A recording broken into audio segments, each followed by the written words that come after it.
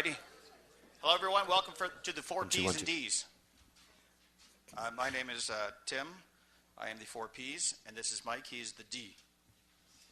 We are expecting a projector in just a couple seconds, so we'll get going in just a few minutes. But Mr. Mike Hogan here is from Omaha, Nebraska, or kinda.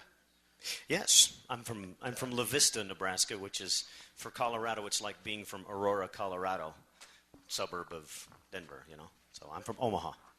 We'll call it Omaha. The bedroom of Omaha. That's right. Mike is a professional marketer in his real life, if you will, and he's been calling, although it's hard to see, for about 65 years, I believe you said. And it's quite an accomplished caller, travels all over North America. So I'll let Mike lead off, and we'll get, as soon as we get the projector up, we'll set that up, and then we'll fly through the lovely and talented Dell as we speak. So there's the projector. The floor is Mike's. We only have an hour, so we'll get cooking. I'll start chatting if you want to hook up. Cool. Mr. Tim Crawford from where in Canada? Canada, Toronto. Toronto, right? From Canada. Eh? Yeah.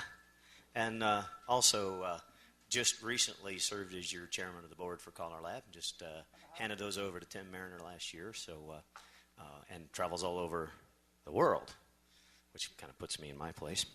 No, I did not call you Tim Mariner.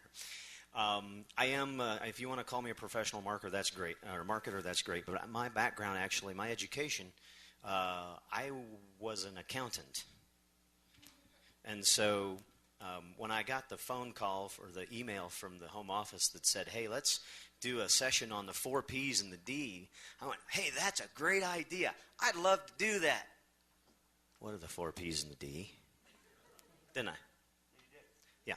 And I actually did have a marketing class in college, and I went back and did a little homework, got on the internet, and found out a whole lot of things about it. So what are the 4 Ps? Anybody got a guess? Product is one. Publicity, that's right. We use a different term, but yes, publicity is involved in it. It's all about marketing. It's really about how to create and run a business. Well, the first P of the 4 Ps and the D is planning. Now, I have a handout. Unfortunately, I don't have enough because we got a nice crowd, and that's great, but I don't have quite enough, and I'm not going to give you the handout yet because all the answers are on there. And we want to hopefully kind of show you this and also challenge your thinking a little bit. Okay, so the first part is planning. And really the planning, when I look at planning, I think of it as an overall business plan. If you decided you wanted to sell widgets, you've got to come up with, how am I going to do that? How am I going to, what is it that I'm going to make? How am I going to get people to buy it? How am I going to set up my office space? Are they going to come and buy it from me online or at a retail store? All of these different things that go into making up a business plan, okay? So the first one, we're pretty close. So the first one that we want to talk about, somebody mentioned, which was cool, and that is the product, okay? If you want to sell widgets, a widget is a accounting term, I guess. If you wanted to sell widgets, well, let's talk about what that product is. We are almost ready. Where's your thing?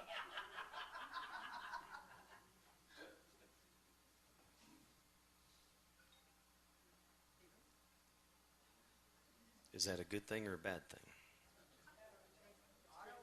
Auto in progress. Hey, there we go. We got the Ps and Ds. Okay, so you got the 4 Ps and Ds. Am I?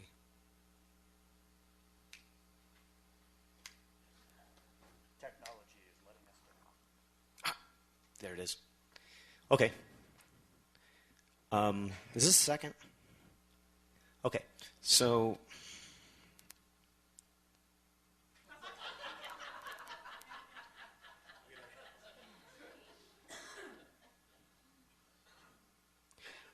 the first one's planning. Okay? Then we got to talk about the product.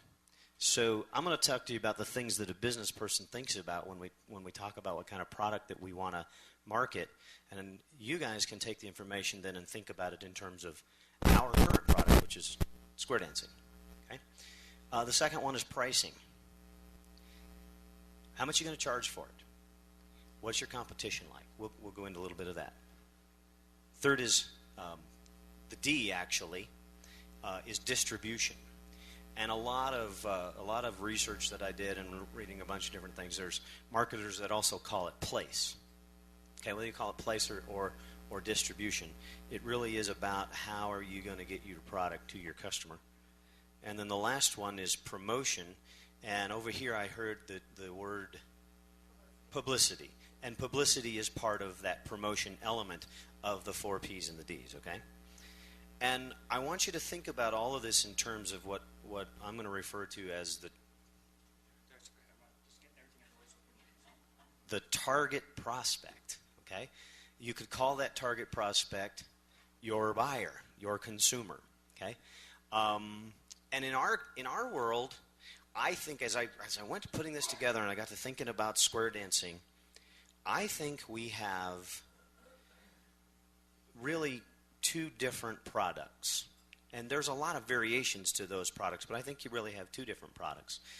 So when we get into that, which is next actually, is the product portion, we always want to talk first about our target prospect. When I'm talking about our product for our square dancing, we're thinking about, for most of us, we're probably thinking about mainstream square dancing. And then you've got plus, and you've got advanced and challenge, and you've got festivals, and you've got all of those kinds of things. But our target prospect most of the time when we're talking is who? So you have 2, because I'm hearing both answers. One of our targets are us, or in our case, our dancers. We want to put on weekends, festivals, big dances, things like that, and we want to get dancers to come to our dances and support our clubs and do those things. That's a different target than, I heard it in the back, non-square dancers. I think that we should be spending more time, at least in this presentation, thinking about someone who doesn't square dance today and how do we get them to try this product. Okay? So let's talk about the target prospect first. Okay? Here's what we want to think about. Things like, and I do this when I meet with clients, I talk to them about who their customers are. Who do we want to recruit to square dance? Is it everybody in the world?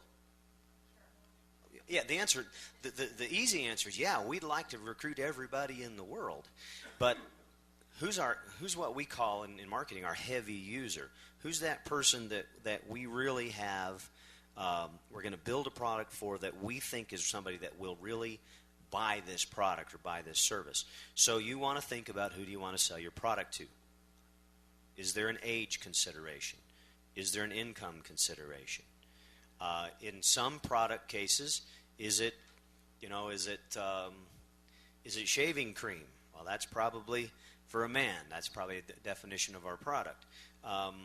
What is their lifestyle? What do they like to do? And because I'm in radio, part of the lifestyle for me is what kind of music do they like to listen to? Okay, where do they work? Where do they live? Are they rural? Are they large communities? Are they somewhere in the middle? What do they like to do for fun? Really, who is that person? Now, most of our square dancers think of that person as being anyone in the world. If you create a marketing plan, you'll create 100 of them, and you'll not have a marketing plan that's perfect for everyone in the world. Okay, so you're going to have to narrow it down and figure out who your best prospects are, and build your product so that it's best for that particular target prospect. Same thing with all those other portions of the P, the pricing, the promotion, how you do those things. Okay, are they married? Are they single? I left a couple of blanks. I have this entire presentation printed out. I have 25 of them. First come, first. Actually, we'll let you get them when we're done. And also, if you give me your email address, I'd be more than happy to email this stuff to you as well. So I have a sign-up sheet. You can do that at the end, okay? I got a couple others I want to hit too. Anybody think of anything else that we want to think about in terms of target prospect? Just, okay. We have an hour, right? So I'll keep moving. Okay, so now let's talk about our product. What is our product? Square dancing, which could be mainstream, could be community dance program, round dancing as part of square dancing, contra. Our product is entertainment, right? And the one that I think a lot of you will probably want to try and focus on is, I called it lessons. You can call it beginner dances. You can call it whatever you want to call it. The ultimate of one of the things that we'd like to do is we want more people to go through the process of becoming a square dancer and being that second consumer that we talk about. Okay, we got to make them the first consumer, which is somebody that goes from having whatever their opinions or preconceived notions of square dancing are to being willing to try it, having the ability to try it, having it available to them, knowing how to try it, all of those kinds of things. So what we're giving you here is the basic mindset that you would think about if you were to meet with your Square Dancer Association and your association decided to try and do something to bolster square dancing. We at CALLERLAB talk all the time about our product. That's why you have definitions committees and mainstream and plus and advanced committees. That's why you have the community dance committee. That's why you have, now we have the what's the initiative thing? The program policy initiative, PPI, where we're going to try different products. The one that everybody seems to hear about right now, at least has gotten more attention, is this ABC program that Story and Nasser and some of the others are working on. Well, that's square dancing. It's square dancing. It's a different way of marketing it to people, and the reviews are mixed. But if you haven't heard about the PPI, you should. We should be trying some different things, because perhaps square dancing, the product as we know it right now, the traditional, we're going to give 30 nights of lessons, and they're only available on Thursday nights, and they start the 1st of September. That's a product, okay? And that product may or may not work very well for our target. So you have to look at those things. Then you'd start talking about if you need to make changes to the product. So features and benefits. I've done a couple of different marketing plans, one for CALLERLAB and one for the Omaha area, which is a council and the College Association combined thing. I have a couple of copies of those. I'll also email those to you if you want them. And we talked about the features and benefits. Is it fun? Yeah, but do they know that it's fun? Okay. Is it social? Do they know that it's social? Okay. Do they know that you get mental exercise out of this thing? I'm quite sure that they don't. Do they know that there's a uniform? But are they right? Not necessarily. So all of these kinds of things, you got to look at that product. If our product meant that everybody had to wear green and yellow gingham skirts, well, all the ladies anyway, they might go, it's not for me. Obviously, we have a lot of different uniform. If, how do we get our product to people? We're going to kind of touch on all of that. The music, they have a notion of what our music is. But our product, the music that we have in our Square Dance product is actually much more diverse than what a non-dancer typically thinks of. Okay? Who do we compete with? These are some of them that we came up with. Television. Dr. Shaw this morning said we compete with television, right? And all these other things, movies and theater, internet. How many just sit at home and get on the internet? If we're talking about physical exercise, we're competing with the health clubs for that. At least we think we are. They probably don't ever put the two together and go, these are competitors. But if they're looking to us for physical exercise, that's one of our competition. What else do we have? What do you guys do? What do you guys do for fun? Besides square dance. And I'm just going to hit a few, so I'll repeat what you said so it's on the tape. Okay? I work mostly with kids, so Other sports. For kids? Sports is biggie. For kids? Yes. Or is it for the adults? No, for kids. For kids. Okay, so if your target is kids, youth, you got to compete with organized sports. Boy, I'll tell you what, I spent a lot of time at baseball games and swim meets and all those kinds of things, okay? So we have all those things that you have to consider. If we decide we want to make changes to our product, you got to think about all these things so that we can get an upper hand on our competition. And we better think about it from the aspect of the target prospect, okay? That non-dancer. What are the benefits that we provide that they want? Do we even know what they want? Okay? How does it compare with our competition? And is it the right product for this particular target, or do we need to change the product? So that's the product portion of the 4 Ps. And I'll keep going because we have a short clock. Pricing. How much are you guys charging for a regular, 2.5 hour club dance? Raise your hand if you charge more than $10 a couple. Regularly. Your regular home club dance. More than $10 a couple. One person, 2 out of, must be, 30, 40 of you in the room today? Okay. How many charge 10? $10 a couple. $5 a head. Okay? That's what we're charging in Omaha. How many are doing less than that? $8 a couple. Anybody doing less than $4 a head? No. For your let me repeat my question. For your regular club dance, not for lessons. Some of you are charging $3 a head. Okay, and for youth, you're probably charging quite a bit less, right? And that makes sense. And it's if they pay weekly versus monthly versus Oh, sure. You have dues and things like that, right? Okay. For your guests, if you have an open club and you have guests, let's take a look at, what kind of things go into where we should be pricing. Okay. As a club, you got callers fees, you got cures fees, you have hall rent, you have advertising, which all we do for advertising, for the most part, ladies and gentlemen, is a flyer, right? And sometimes, some of us have our websites now, but that's really an information source rather than an advertisement for the most part. We have insurance. A lot of us forget about some of those other costs. Some clubs have to buy a license. Most of the time, your caller or cure has a license, but some clubs have to do that. In some areas, there's taxes. I call a lot in Minnesota. They have an entertainment tax.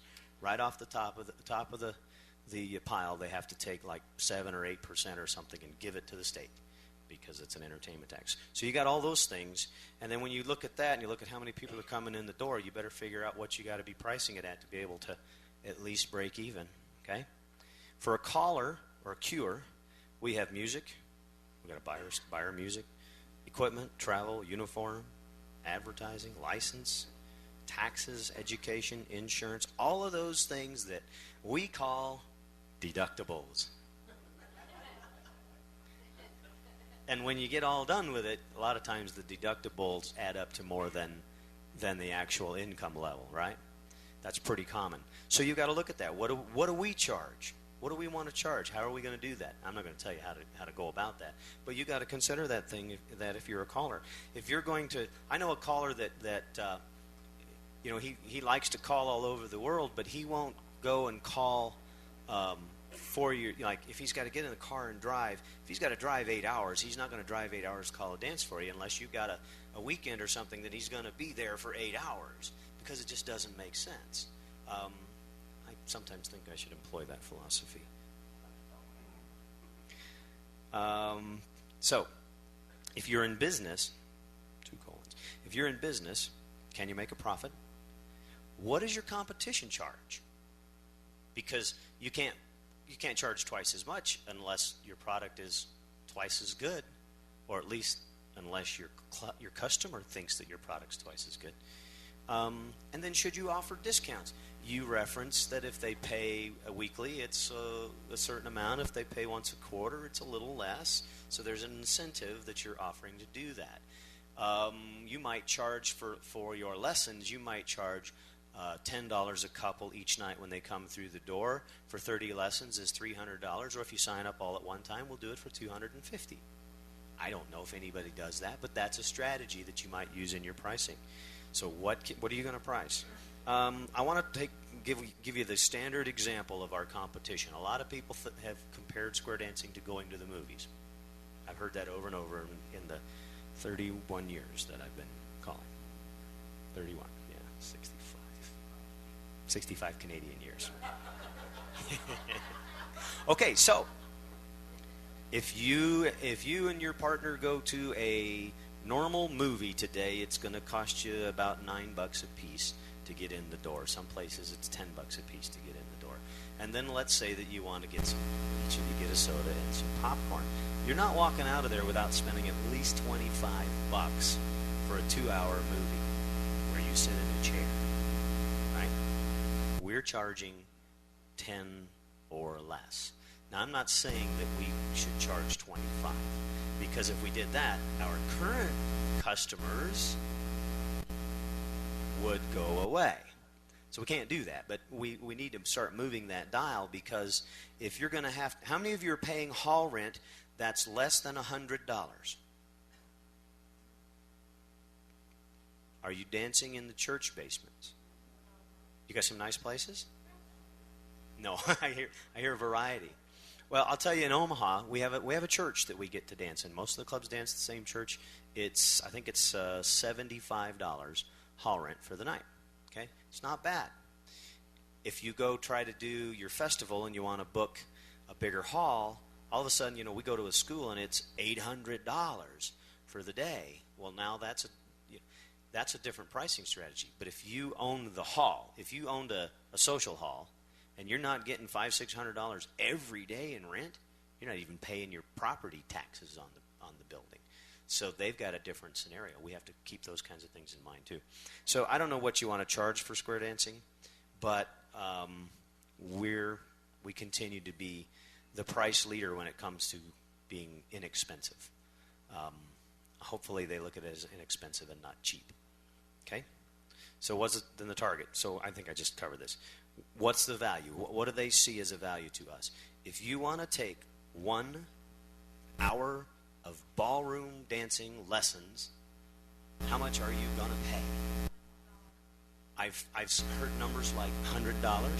I think in Omaha you can get an hour for $75. So we're going to give you 30 nights of lessons for the equivalent of 2.5 hours a night, for the equivalent of 5 hours of ballroom dancing. So our non-dancing prospect, if you told them that it's going to cost you $20 a night for a couple to take square dance lessons, they're probably going to go, okay, I guess that must be what it is, because they really don't know what the price tag is, right? So what are they willing to pay? What they're willing to pay has to do with whether they want to buy your product or not in our case necessarily what the price tag is. Place or distribution. How do you deliver your product to the consumer? It's about accessibility. If you're a Ford dealer, there's a lot of things that go into getting that Ford in your garage. They have to make it somewhere. Then they have to put it on a train. Somebody's got to get it off the train and take it to a dealer's lot.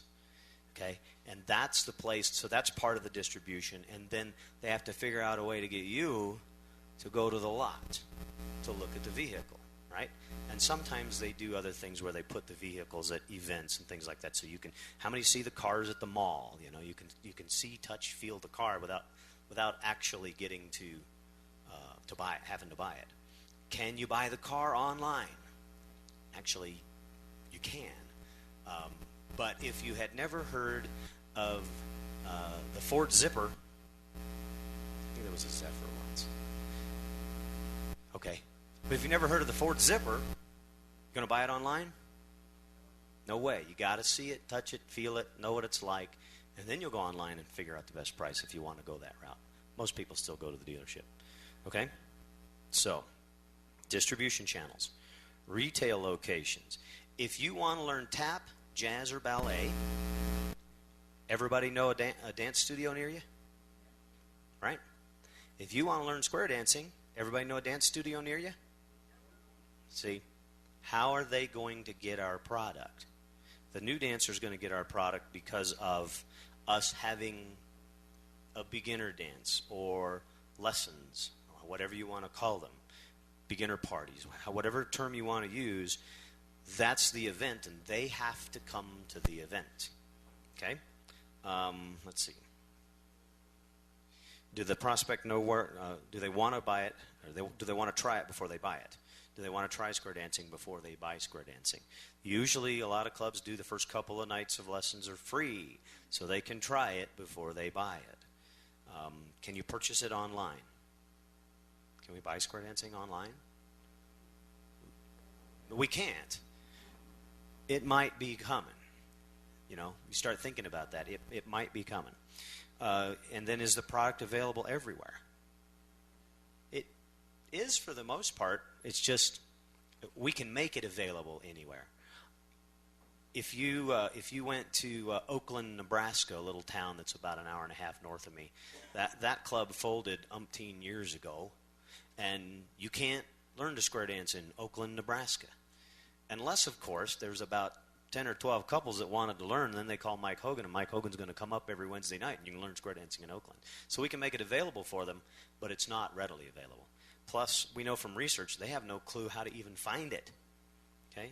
How many of you have it listed in your yellow pages? Some do. I'm in radio. I hate the yellow pages. Hate them.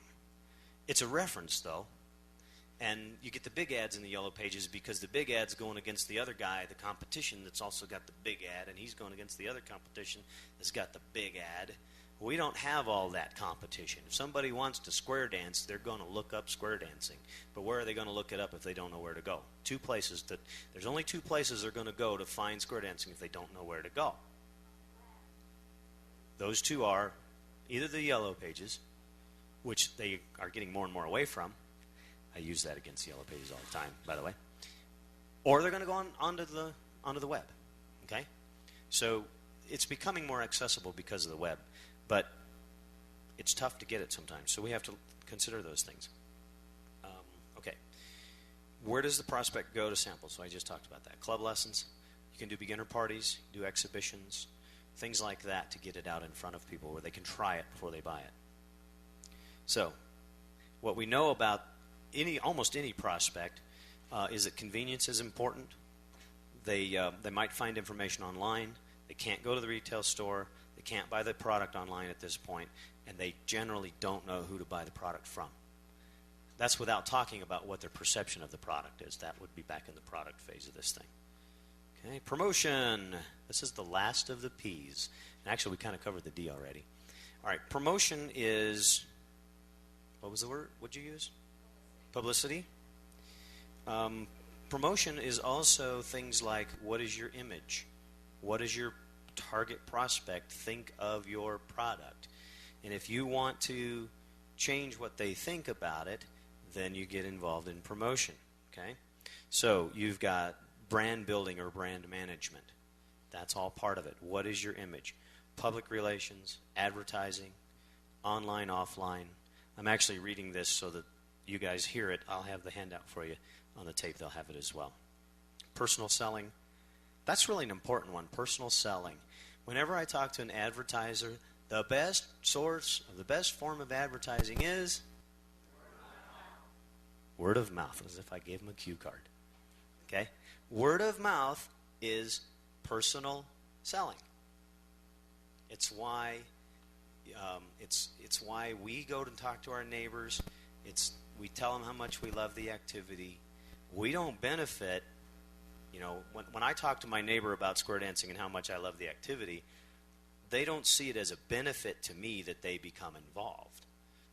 I'm a square dance caller, so I suppose it is, because hopefully my club gets bigger and so forth. But personal selling is really important.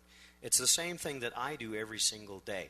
I do not sit by the phone or the fax machine and wait for that advertiser to call and say, I got to be on your radio station.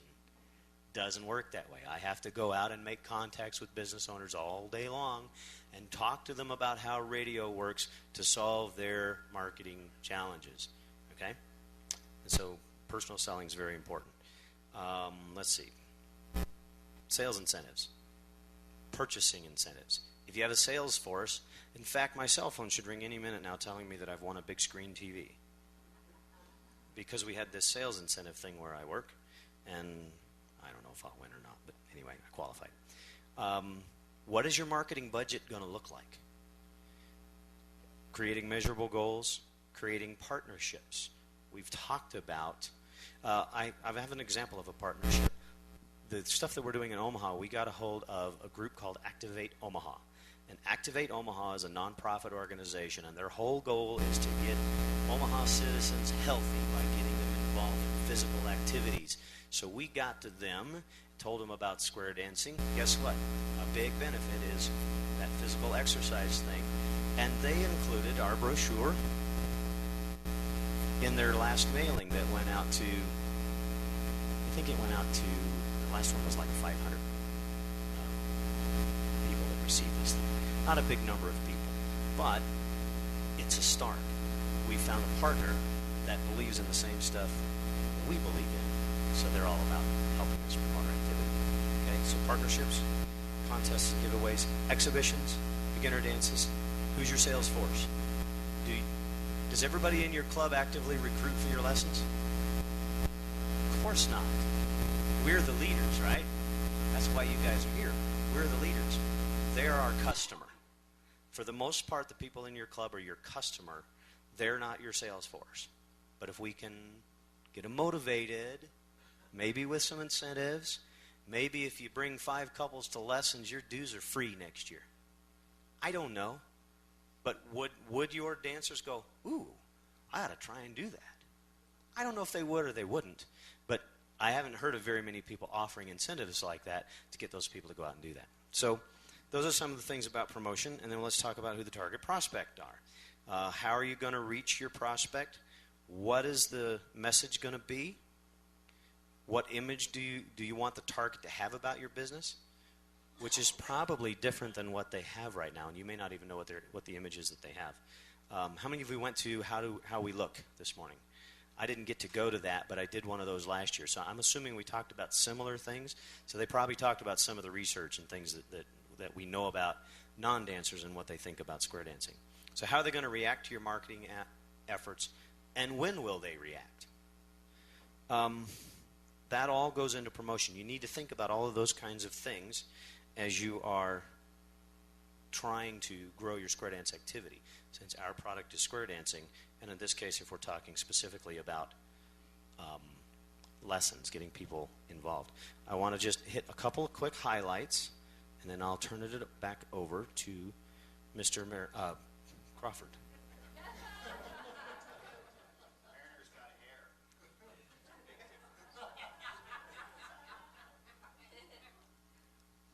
Okay. 2 years ago, I was part of an ad hoc committee that wrote a square dance marketing plan for CALLERLAB. And it's March of 2005 is when we presented it. There are page. We talked about a lot of those things. Once you build into it, we talked about our target description, the benefits sought, competition, what our marketing challenges are. I'm going to skip down to that. Our challenges, whoops. Well, I'll just do these 3. There are 2 more. I don't know how to go back. There you go. Okay. Actually, I do. In what ways? So after we sat down and we talked about all our products and all of this stuff, without me even knowing the 4 Ps, we talked about all that kind of stuff. And we came up with how are we going to convince non-dancers to associate fun, fellowship, physical and mental health with square dancing? Those are benefits. How are we going to get them to understand that those are benefits that we provide? How are we going to introduce square dancing to a new activity for couples who have more time available because their children have grown up and moved out? Our target is baby boomers that are empty nesters. That's who we decided our best prospect was. Okay? How are we going to correct their perceptions about square dancing? So instead of going, ooh, that's what I did in school, or I got a whatever it is, okay, to where they go, I've heard enough about that. It sounds like it's a lot of fun. I think I'd want to give that a try. Most of the time when you talk to somebody that you haven't before about square dancing, you generally hear more no's. I don't want to do that because of this reason, or I think that, I don't want to do that, or I don't have the time, whatever it is. We've got to convince them that they want to participate, and if we can do that, then when you say, hey, we're going to have a class starting pretty soon, they'll flock to your classes. That's part of building brand and changing image. Okay, how do we make it obvious that square dancing is alive and well in the community, and what ways might we make it easier for the community to get involved with square dancing? And then from there, we went through and talked about image and research and did all that research for you. We talked about building a new logo, a slogan that we can use consistently in any kind of marketing that we do, a national website, lots of other kinds of things. And let's see if there's anything left in here. I kind of like that slogan, or that logo, but that's just me. Plus, I created it, so, you know. Tactics. We built the skeleton of a national website. We talked about how to use all those other types of mediums to market to people, including call to action, which is why buy now as opposed to why buy, whatever that meant. Set up calendars and how to get it all done, and even put together some ideas on funding. Okay, so that's that one. I know you're ready to go. I'll be done in just a second. And then Omaha. I got the Omaha Callers Association and the Omaha Area Square Dance Council together, and I said, okay, let's do something like that here and get started locally. And it was amazing. I basically asked the same kind of questions. Who's your target? Who's your prospect? What kind of things do they do? All those kinds of things. And for the most part, the answers were the same. Who's the target? Well, the target changed a little bit by a few years in terms of the age cell. We also talked about, as a secondary target, youth and young families, people that, you know, my son played select baseball, and let me tell you, I had to get an extra job just to pay for select baseball. Well, he doesn't play select anymore, but that has nothing to do with money. But it's expensive. So this is an alternative where people can work with their families, and on and down. But let me show you what we did as far as our tactics were concerned. We created a website called squaredanceomaha.org.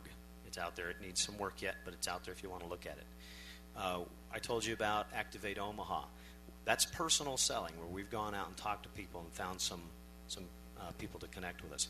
We are talking to the local YMCA about offering square dance classes to their memberships.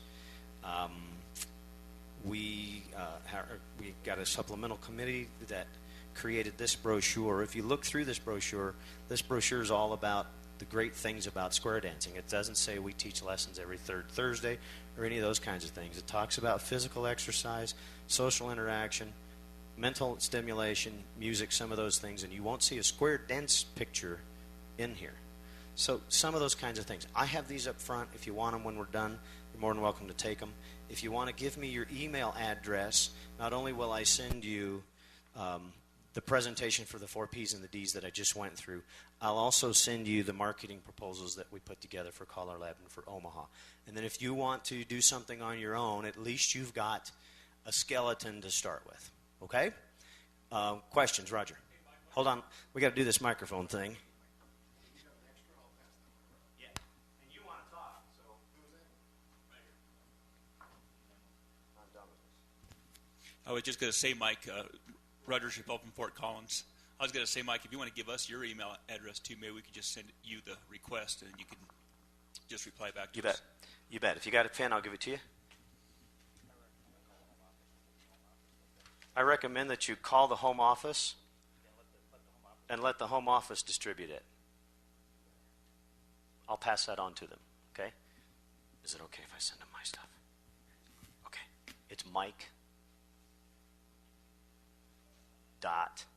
Hogan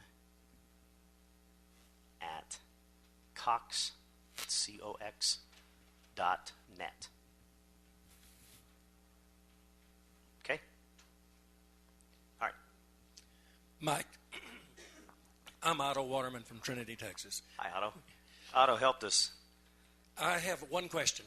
Do you, in your job, Yes, daytime job, do you network? In other words, do you belong to other organizations? I belong to the Business Breakfast Club in Omaha, which is Omaha's largest business-to-business networking organization. And I've been with them for 7 years. And I have... all right, now you're stealing my thunder here. That's okay. And I get some business out of that organization. I also get a lot of referrals out of that organization. Yes. That's the reason I brought it up. Because I bet you how many of you in this room belong to other organizations besides square dancing? If you don't belong to community organizations, you can't market. You don't know anybody. That's my point. Okay. That's a good point. People will, we talk about selling, because really when we're getting people into square dancing, we're selling them to come into square dancing. People buy from people that they know and like. It's all about relationships. Okay. Other questions? Robert House from England. One of the things that came out this morning's session is that there is a lot of negativity out in the real wide world about square dancing. One of the biggest things I'm sure you've got as a professional marketer is getting over negativity. Would you like to just say a few words on your thoughts on that? I'd love to. Getting over negativity. By negativity, what you're really talking about there is the perception that non-dancers have about our activity, and that their perception has a lot of things that they are opposed to. Now, we've talked about the dress code is the easy one to use, because we have research from empty nester baby boomers that say they don't want to wear the square dance dress. Now, we know that they get through class and all of a sudden they buy them up, right? So they also don't want to commit to 30 nights of lessons or whatever you teach, however long you go to teach your classes. But most of them don't know how long a class is. Most of them think that we dance in a barn, and that it's very it's 30s and 40s. The music is juice harps and twangy fiddles and things that they think they're not going to want to dance to. So how do you get over the negativity? The way you get over the negativity is you have to change your brand. We are branded to them in what would be a brand of a product that they don't feel like they can associate with. So if we can tell people, for example, if I wanted to go after some of the people that I work with, I want them to know that Mike Hogan uses a lot of classic rock music. And I do use a lot of classic rock music. It's great. And you folks seem to love it, I guess, because I have a pretty full schedule. So apparently you guys are okay with it. And we're talking about, CCR and the Eagles and stuff like that. So you guys aren't opposed to it. Well, when I tell people that I work with that we dance to Doobie Brothers' Long Train Running. Okay, it's one of my favorite singing calls, Long Train Running by the Doobie Brothers. Their response is, no way. But we need to educate them that there are all those kinds of things that are available. The brochure that we put together talks about a lot of that kind of stuff. If you go to the website that we created, it has places where you can, and again, it needs some work yet, but it's going to have places where you can go and click and listen to cuts of music, of square dance music. So if you see Long Train Running, you'll see a category for classic rock music, and if they like classic rock, they click on Long Train Running, and they get kind of the first part of that.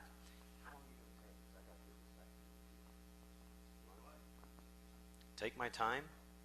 All right. Let's take another couple of questions, and I want Tim to make sure that he gets some. This isn't really a question. I just thought that people might like to know that Chamber of Commerces usually have plenty of places in their little slots for you to put brochures.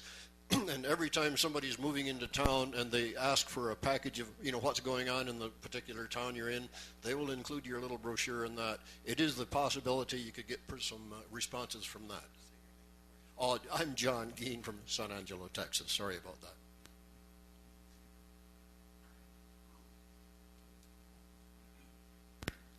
Hi, Ruth Regal-Hub-Turzik from Sunnyvale, California.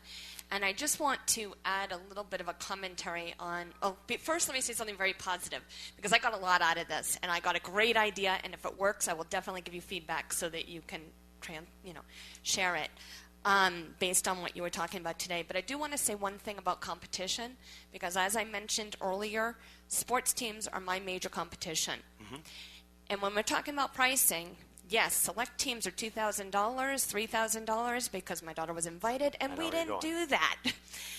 She's doing rec soccer. Rec soccer is $75 for 8 weeks, 3 times a week, hour and a half each.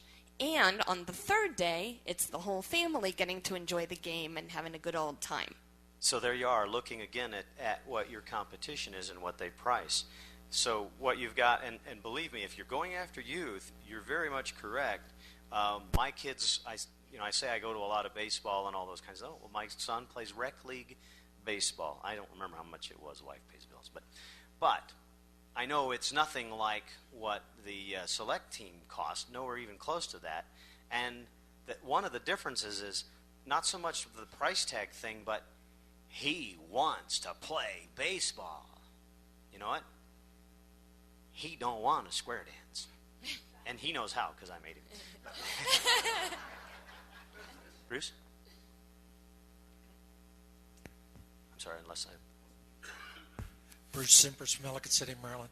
How do you deal with people that want square dancing immediately, or they don't understand that you've got to schedule in advance? What do you mean? Like a beginner dance or an exhibition or something? Yes, for beginner dance. I had somebody call up, wanted to get to me immediately to get a response. Well, I've got a regular job. Can't get to it immediately. There's others that, I can't get a dance started immediately. Well, here's how you deal with that. You deal with that the best way that you can. In Omaha, if you need somebody to do your beginner dance or your party, you get a call, and I want you next Saturday night to come and call for us. It's usually Saturday nights, and of course callers are the busiest on Saturday nights. We've at least set it up with our local association that all of our callers provide our Square Dance Callers Association with their list of dates that they're booked. And so if I'm not available, I can call Doug Phillips in Omaha, or I can go, even soon we'll be able to go online and get it. But I can go to Doug, and he can real quickly pick up his schedule, and he can tell me at least who doesn't have a dance that night. And then I can provide that caller, or that person that called me to get that dance, 3 or 4 names and phone numbers of people that at least I know don't have a dance. That's about the only way that I know of that you can go about doing that. I would love for our website to be done, and a national website, as we're talking about things with CallerLab, to be done to where if I'm in Denver, Colorado, and I have no clue how to get a hold of a Square Dance caller, that I can actually go to a website, click on Colorado, click on Denver, click on Find a Caller, and type in the information of when I want to do this. It'll go to a source that'll be able to immediately refer back to them a list of people that are probably available. Okay? And then, of course, we got to get them to go to our website in the first place, which is a whole other type of marketing. All right, I want to turn this over to Tim real quick because I know he's got some very important things that he wants to tell you as well. So, Tim Crawford. Hello, nice hand for Mike. Thank you, Mike. I had a whole presentation, but it'd take like an hour and a half. So I'm just going to start into it, and you leave whenever you want to leave. No, I'm just kidding. I'm kidding. It's Mike. What Mike spoke on, I'll just to reinforce. I'll skip through the slides and just talk about a couple of real quick things, and then we'll save a couple minutes at the end for some questions. I'll skip those, but this is key in any marketing. Move.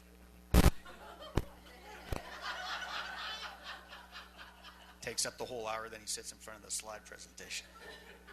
So any marketing is really defined as the process of responding to the needs of a prospect. That's key. That's what marketing is.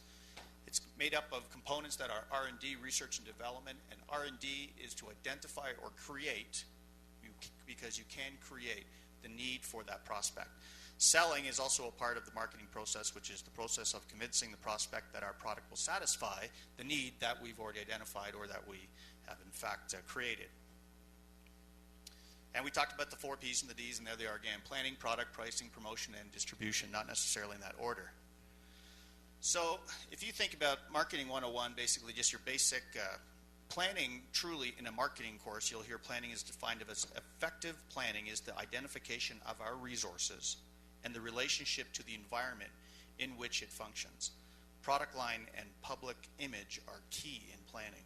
So that's very important to understand that when you start thinking about your planning, you have to consider the two things that are very important. That's product line, that's what we have now, that's what we're trying to sell, and how people perceive that product. The product itself, now if you think about square dancing, there's been many changes in square dancing since the first dance was ever called or cued. These changes have been in response to the changing needs of the dancers. So we have been changing over the years. You might remember that initially when square dancing started, it was just a one-floor type event, and where we are now is to a multi-level, complicated activity.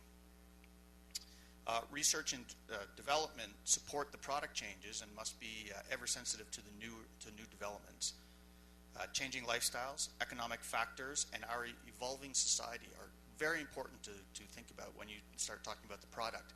And it might one product that works in one spot might not be the product that works in another spot. So we might have to come to a position in our square dancing that, in fact, the product may have to be different based on things like lifestyles, economic factors, evolving society, and regional differences. There already are some regional differences that have to be taken into consideration. Pricing, that's pretty straightforward, and Mike did talk about that, so I won't dwell on it, but it's pretty obvious that the price must meet the prospect's perceived value. So what you have to do is when you price a dance, new dancers have no really perceived value of what the dance is at that point. It's only after they start into the activity that they start to get a perception of what the dance is worth. And traditionally, we have always sold square dancing as an inexpensive activity. Not a cheap activity, but an inexpensive activity. But new dancers don't have that preconceived notion. And so their value of the dance has not yet been established. So, in fact, that we have it in our ability to value the product differently. It's only after they get into the activity that they find out that the value that you may set against it may be different than what it actually is. Distribution. So distribution, let me see, the distribution system is the critical element in the process of satisfying the need of the prospect. So what that really means is that if you don't distribute it effectively, you'll never meet the need of the prospect. So distribution is the critical element in the process of satisfying the need of the prospect because it is the primary interface with the prospect, is distribution. Nothing else matters. You can't get to anything else. You can't get the planning, the product, or the promotion to them until you actually make contact with them, and you do that through distribution. Promotion, Mike talked about that, so I won't dwell on that. It's more than just advertising. It includes inducements to encourage or motivate the prospect as well as provide inducements to the sales force. Let's see what I got here. So who are our prospects? So we keep talking about our prospects, and we talked, somebody said that they're everybody, who's a non-dancer. But we'll have to determine who our prospects are. And again, it could be our lifestyles, it could be our region that makes a difference, it could be all kinds of things that determine the prospect. Then we'll have to tailor the plan, maybe fix the product, determine the distribution method that best suits that product, and promote it differently. I constantly hear that we need younger people, and younger people is the one thing that we should consider trying to get into square dancing, but we also have to take some time to determine whether or not they are the prospect that we want. Remember I said that our resources and the relationship to the environment in which it functions is very important. Product line and public image are key in planning. So recall that's one of the fundamental marketing issues. So what about the new younger population? So if we decided that we wanted to go after kids, studies and demographics suggest that the boomers, they are the younger but not too young, tend not to be joiners. Right? So they tend not to be joiners. They have all their lives had multiple opportunities and previous generations didn't have. TV and computers ruled. They participated in a social phenomenon called cocooning. You may have heard that term. And so we're fighting against that all the time. They stayed home to watch TV. They surfed the net. They didn't rely on social interaction to be entertained. Okay, so let's look at the process if we decide that that's our target market, the younger people, the boomers. First, we've got a problem. If we want these folks to join what we have now, we have to find a way to include them into an activity, get them out of their house. Modern Western square dances requires that you join. That's a problem. They don't like to join. It requires that you come to a dance. Problem, they cocoon. They don't come out. It requires that you meet people. Problem, they tend not like to do that. So the younger generation, the Xers, are like the boomers, but demographic researchers add the title instant gratificationalists, which means somebody talked about explaining to people the time that it takes to learn to square dance. So if we're going to go after the Gen Xers, which are immediately after the boomers, we've got a problem because they're not joiners and they're instant gratificationalists. They want it now, they want to do it, they want to learn it fast, then they want to move on to the next activity. So there's an environment that our resources have to deal with. What about our product line in the planning stage? Obviously, our product does not suit this group. Boomers like to stay home, so in order to effectively market it to them, we might have to convince them of their need to get healthy, the utility part of our dance. Let's dress them in spandex, put the collar in yellow leotard to runners, put mirrors on the wall, give a headset to the collar, a sweatband, serve energy drinks and cookies, and set it all to music. And let's go out and get people. That might be what we have to do. But what about the public image? That's important too. A healthy approach would bolster public image, right? So if we approach, I won't go into the whole thing here, but if we were to do a research study and find out that square dancing made you live longer, it's a known fact that the life insurance companies in the world would pay millions and millions of dollars to support that type of an activity to get their policyholders to join. Because if the life insurance industry in North America, worldwide that is, if the population lived 1 year longer, they would save trillions of dollars in claims. So they're a likely target for us. So we might actually have to, at some point, figure out how we're going to approach them. It might mean changing how we look, changing how we feel, and changing the purpose for dancing. That it's a social activity, that it's healthy for you, and then we have to get out there and sell it. The other side of that coin is not to do anything. Maybe we just get people just like us, that look like us, talk like us, and that's currently who we're promoting right now. And we're not doing a very good job at that. There's a study that Jim Mayo did, and just briefly, back in 1960 when we used to talk about the heyday and how we had lots of people in square dancing and that we didn't have a retention issue at that point. Clearly we did. Because in 1960 to 1970, Jim Mayo kept stats from all around the world with Ed Gilmore, and he found that 50% of the people who entered a class never finished the class. And then he found out that 50% of those survivors never returned.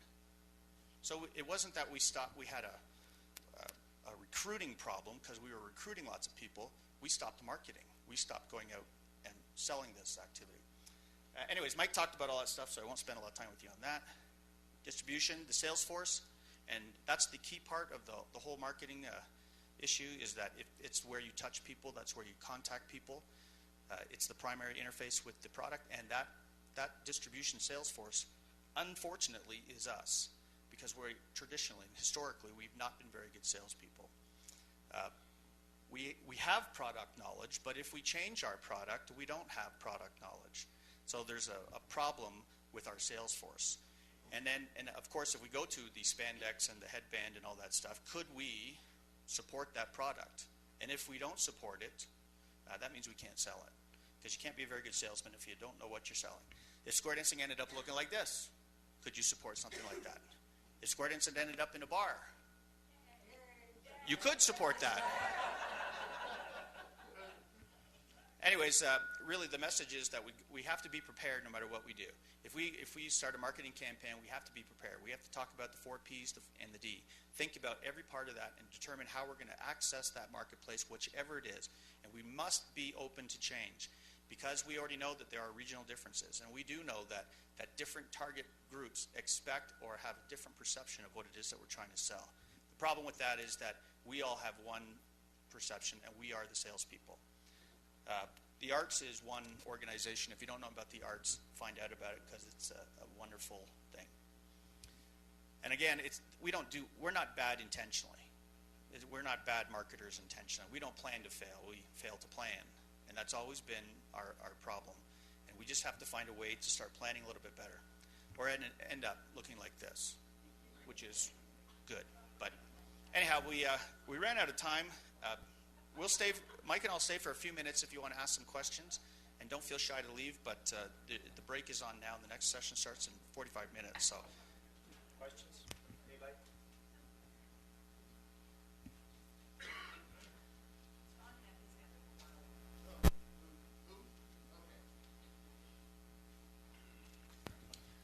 I'd just like to make one simple comment. Don Thompson, Paradise, California.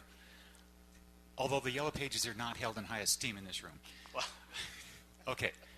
I got to recommend to everybody, I didn't see any hands up, but let me tell you, I'm a testimonial. A one-liner in the Yellow Pages will, at a minimum, make you a source of information. What we're interested in here is getting it out there. And if you do nothing else with it, at least you get phone calls, and you can go from there. I said that I'm not a supporter of the Yellow Pages. I am a supporter of the Yellow Pages if you use them in the right way. And I think what you'll find that I said was that if you're in the Yellow Pages as a resource, there's a reason to be there.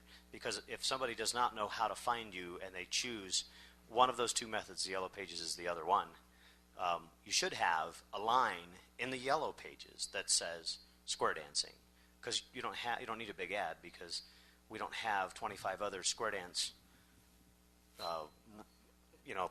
competitors. So you're right. Be in it as far as having a line with a phone number, and then keep track how many people call you. Yes. Well, wait a minute. We're kind of. Can you hang on there? Okay. Sorry about that. I'm Linda Shaw from Boise, Idaho, and we're here representing CALLERLAB. And having the one liner in the Yellow Pages is not enough. You have to have somebody that will answer the phone and has the information to give the customer. Okay. I think you guys get that. You know, somebody's got to answer the phone, and somebody's got to know what to talk about when the phone is answered. Yes, sir. Mike Kelly from Kansas City area. On yours, on the life insurance, have everybody go to webmd.com, and there's a big article about square dancing and how it helps your... yeah, actually, there's in the Boston Journal of Medicine, or what's the New England Journal of Medicine. About 2 years ago, there was a amazing article there. It wasn't about square dancing per se, but it was about dance, and they proved that dancing actually helped ward off osteoporosis, Alzheimer's. And then if you relate that to square dancing, they were just talking about dance. If you start talking about square dancing, we have a whole bunch of other benefits that go along with square dancing that involve social interaction with other people besides just your own partner. We have a physical activity, and we have a mental activity. And those two things are stimulating, and that's what they were talking about in this article. And it was an exceptional article, and it's been all around. And the other one's just about square dancing, you said? WebMD.com. Yeah. On my webpage, on my contact page, I have a connection to the U.S. Department of Health, which goes right to exercise and dance. Those articles. Some of the talk about the nationwide website that we want to create is really about educating non-dancers about square dancing. So we want to be able to link to the article that is in webmd.com. I mean, we can tell people that we're really good for your health, but if we can quote webmd.com and their source, and we're actually collecting some of those now, trying to put them on Omaha's website. I'm hoping that if other communities start doing some of these things, that at some point all of this will all come together and we'll all be working as one. So, but if you have some of those trinkets, give those to me, because I need to find some of that stuff too. This gentleman over here. Tom Nelson, Greeley, Colorado. The brochures to take into your visitor bureaus won't work because they're supplied by the vendors. The brochures are supplied by vendors, not individual people. Uh-huh. And a question: are we keeping our product too cheap? Like people want to pay, they'll pay more to get more. again, when we're talking about one of the things that you have to identify is the perception of value. You got to make sure whatever the price is, that the people that are involved in it believe that it's worth it. Now, in some cases, you also have to figure out pricing is also one of those things that also is a derivative of the environment that you're in. So if you're in the big city, perhaps people have more discretional income, and there's a possibility that they would pay more to participate in anything. On the other hand, if you're in a different part of the country where I'm not sure where you another part of the company, like say like Nebraska, where the perception is that you would pay remarkably less for it, then it may be less. I do know that in Toronto, where I live, if you're in Toronto, for a while you were paying $12 a night a couple to dance. Well, west of Toronto, where we were still charging $8 a night, and it's all synchronized now. But there were differences based on the environment that you actually participated in. So, and it's speculative. So if you're looking for a yes or no answer, yes and no.